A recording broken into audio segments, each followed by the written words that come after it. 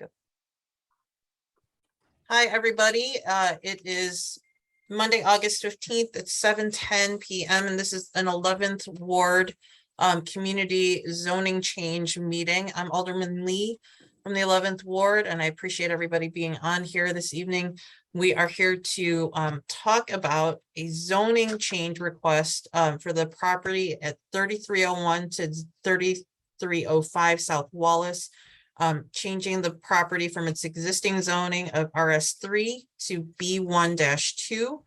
And they're interested in zoning change in order to allow for zoning compliance. I'm going to allow Mr. Patterson to get into more full detail about that. But before we do that, I'd just like to have everybody go around the call here just to do introductions so that we know who's on the phone. And if I call on you, if you wouldn't mind just responding with who you are, if you're a neighbor, if you're a resident nearby, or if you're just a resident of the ward interested in what's going on. If you wouldn't mind just saying so, that would be very helpful. So Barbara Caston. Yes. Can you hear me now? You sound kind of far away. Okay. Am I better now? Yes, better now. Okay. I'm a resident down the street, a few doors down. Great. Thanks for being with us. Mr. Patterson, Steve, oh, you're the lawyer, sorry. So it's the end of the day. Ciara? Hi, good evening. I'm actually a neighbor a few houses down from the property. Okay, great. Jack, Mr. Burns? How you doing? Jack Burns. I live at right around the corner, 32nd and Low. Just interested to see what the plans are for the old Harris paint. Great. And then Dr. Lynn, why don't you go ahead and introduce yourself, then we'll go over to, oh, sorry, Mr. Clemens. John, you're on this one too. Go ahead and introduce yourself.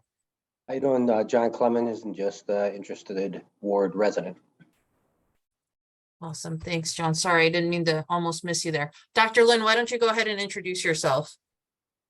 Hi, my name is Sean Lin. I practice at the Med Center on 32nd Wallace. I also live in Bridgeport.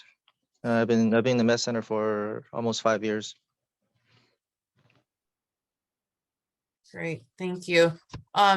Mr. Patterson, I'll just hand it over to you from here. Thank you, Alderman. Am I able to share my screen so I can show site plans and floor plans and such? Can you send it to me? Because if I give you host control, then my recording will stop. Absolutely. Yeah, I'll do that right now. It's just nicole.lee@cityofchicago.org. Sorry about this, folks.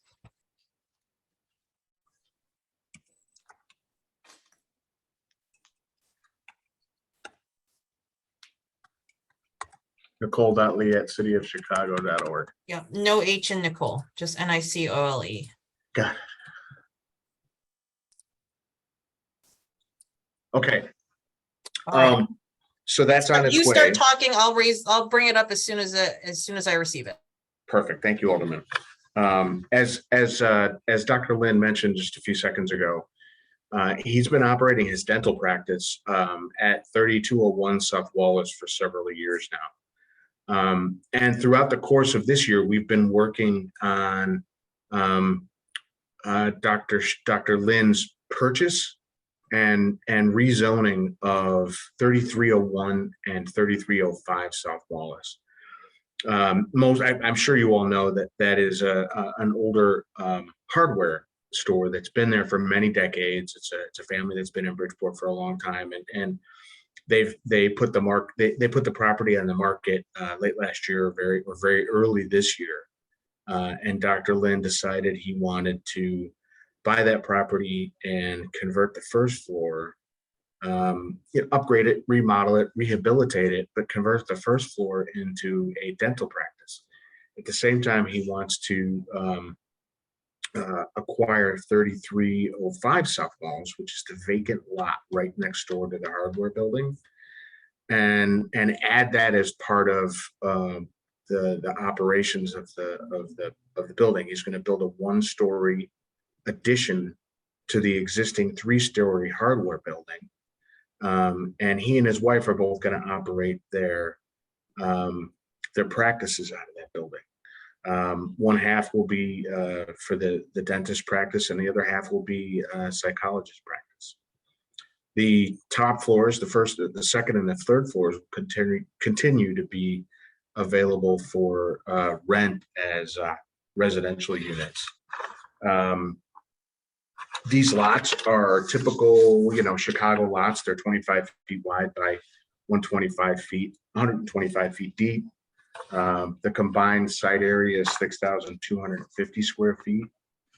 The proposed first floor addition would be longer than the existing building. This first floor addition again would be on 3305 South Wallace. It's on the unimproved lot that is adjacent to the existing building.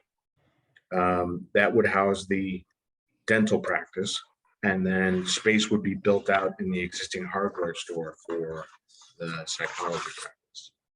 The facade would be improved and stabilized, and 5 parking spots would be included in the rear of the property. Hey, Steve, I'm so sorry. I still haven't received your message. I just sent you an email to make sure that you had something for me that you could reply to, but I don't have it yet. Well, let me pause for just a second and see if I can't coax this. Yeah, I just think it'll be more helpful for this part for people to have a visual. I agree. Yeah, sorry.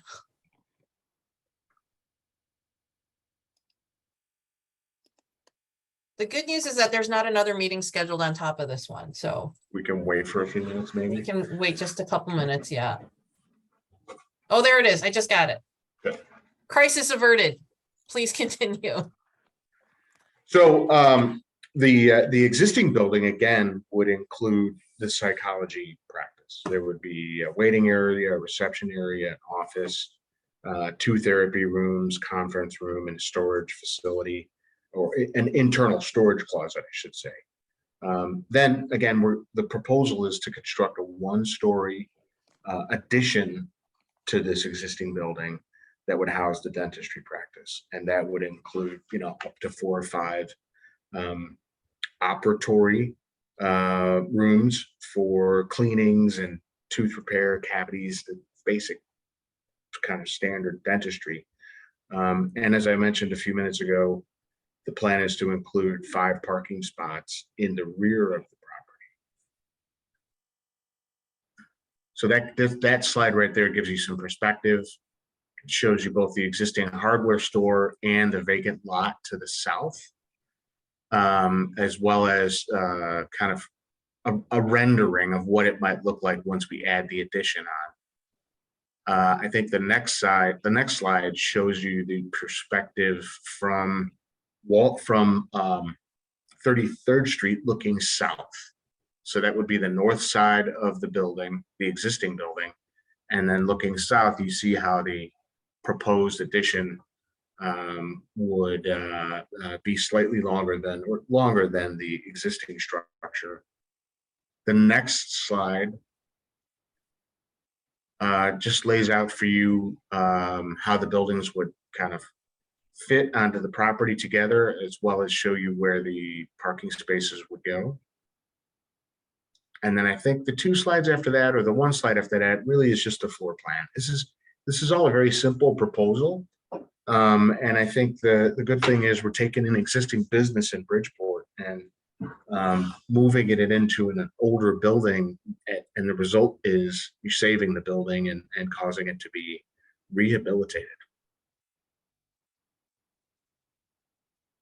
And the proposal is to take the property from an RS3 to a B1-2. And this allows the addition, and then it allows the medical use. So at that point, I don't know that I have that much more to offer. Ultimately, I think this is pretty straightforward. Happy to answer questions and just talk at length about it as needed.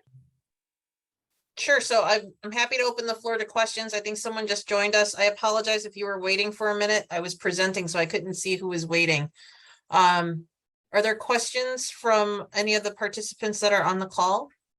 And I can change I can navigate this if anybody wants to go back and forth to a screen or not. Just use the raise your hand function if you don't mind.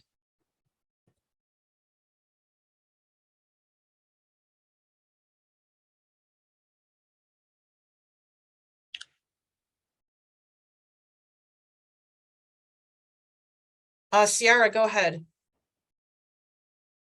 I was just wondering what the projected timeline would be for this, and in terms of like the construction, and if there would be any obstacles when that is occurring in the alley, in the alleyway. I don't think we're gonna be able to start construction. I think if we can get zoning approval from the city in the next 60 to 90 days, there might be a chance that we could start some construction. Certainly in terms of internal rehab in the existing building.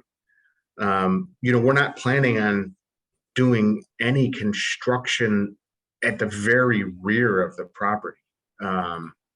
So the parking spaces in the back, that is the alley there at the property line. So if you go across the parking spaces into the margin on the piece of paper, that's the alley. So I think there's a significant amount of storage area on site for us to be able to keep materials and equipment on the property and do our very best to try and not really impact the alley at all. There's a significant amount of area there. Plus, I just don't think we're going to be allowed to block the alley. Ciara, did you have any other questions, or did that answer your question? No, thank you. That was all I was really wondering. Okay, thanks. Mr. Clemens, go ahead. Just a comment that it's a nice presentation. I think overall, I don't live on that block, but overall looks like a welcome addition. It's a nice thing and a nice presentation. Thanks for having the graphics so people can see what's going on. That's the way a zoning hearing should be. Thank you. Mr. Burns? No, Alderman, I agree with Mr. Clemens and Steve and Dr. Lynn, and to your wife as well. I truly appreciate the investment you're making back into our community.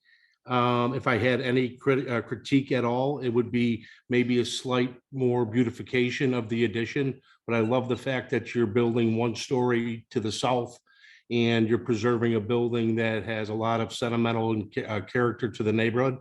It does look like, though, that you're probably going to tear down the garage in order to facilitate the parking. But in any event, as a resident that lives 100 feet from there, I welcome it, and I hope you're able to get under contract soon and get working. It's really going to be nice. Thanks, Jack. Barbara, Ms. Caston, please go ahead. Yes, well, I'm just looking at the aesthetic of the building and the new construction, and wondering how much of the sort of traditional look of, Chicago and that building will be preserved, and how much is going to be sort of modernized. Is there, it looks like, according to your plan, they're keeping pretty much according to what's there now. Is that the plan? We actually have not reached a point where we've kind of started looking at what to do with the aesthetics of either the addition or the existing building. I think that we're going to have to put just some time into that, a little bit of elbow grease before we go too much farther, so that we know what we're going to do. And the fact that was brought up twice, I think, on the community on this call, I think it indicates it's something we need to look at. Yeah, that the one-story building is pretty ugly, actually. Yeah, I was going to agree with you on that, Ms. Caston. I was going to suggest that, because you're at this really early stage, that you take the feedback from this call. I think, you know, there's as you heard from the residents, there's a lot of sentimental value and a history with the building on the corner, and it'd be great to have it match really, you know, the aesthetic with the one story. I mean, at a minimum, I would have it look less like a prison and more like an addition with bigger windows potentially. But it'd be great if you came back and shared that as well, just so that folks know sort of where you are. I think one of the things that we really value, and that our constituents really value, is just, you know, being included in the conversation and just understanding what's happening around the corner from their homes. So there will be another presentation when the final drawings are planned, or do we get to see before you start building, or I don't know the process. So it's not technically part of the process, Ms. Caston. I was making a suggestion because Mr. Patterson said, as he said, they haven't really dug into that. This is, I think, and please correct me if I'm wrong, Dr. Lynn or Mr. Patterson. This is a rather crude representation of the one story. There's not a plan to necessarily change at this point the facade of the existing building, because you're mostly doing the work on the inside of the building, correct? Yeah, the north of the building actually doesn't have all these windows, so we're gonna open up some windows so it matches pretty closely to the presentation. And the storefront, we were thinking about putting in those modern big windows. Basically covers the whole first floor. Right now they have right now this picture right now, it does look like a prison, so that's not going to end up that way. Well, I think it's a very delicate balance that, you know, we want to try and achieve in the neighborhood, is to keep the character of Chicago still intact without making it, you know, into something that just doesn't look like us, you know. And the other question I had was about the green space. It looks like you're really taking away any of the green there with that first floor, one-story building. I'm just curious if any consideration was given to that. That is going to be something we're going to have to work on with the zoning department. They have their own requirements for rear yards and such, and which are smaller in the B1-2, and that's one of the realities of, you know, what we're doing is we're switching this from an RS3 to a B1-2, which has much smaller kind of rear yard or green space requirements. And you know, the idea is to be able to first and foremost keep this business in the Bridgeport community. Secondly, I think it's to you know, try and save and rehab that existing building. And third is to make better use of the unimproved lot on the south side of the hardware store. And then of course do that all in a way that's respectful and tasteful. But definitely to put these two lots and Mr. Lynn in a position where they're able to kind of benefit each other. So green space is an obvious concern. The issue is, in order to get the dentistry and the psychology uses, we've got to change the zoning from RS3 to B1-2. Is there any kind of zoning that provides more green space, or is that, I mean, I don't know the zoning laws, and I'm, you know, I'm just asking. Is that what happened? You said there's different rules for the business zoning that you're asking for, but is there anything kind of in between where that it does allow or does require more green space, or is that just a consideration of the owner? We're already at kind of a lower density. What we're proposing is a lower density zoning district from a business perspective. And as the residential districts go, the more dense they become, the less green space or rear yard is required by the code, right? So we're kind of at this point where we're trying to, again, preserve that building, use the empty lot, and allow Dr. Lin to keep his business, in the ward.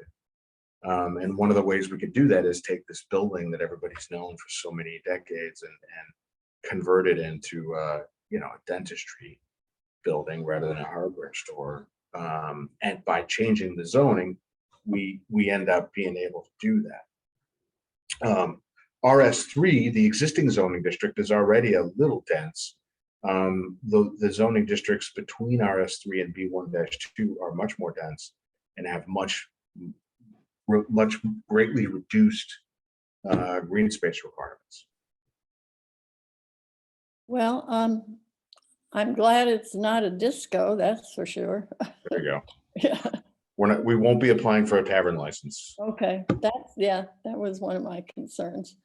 But I guess those days are gone where there's a saloon on every corner. Well, and the B1-2 wouldn't allow that anyway. Like even if Dr. Lin all of a sudden decided he wanted to change directions with his business, he couldn't convert that so easily into something that I think would be less desirable in the neighborhood.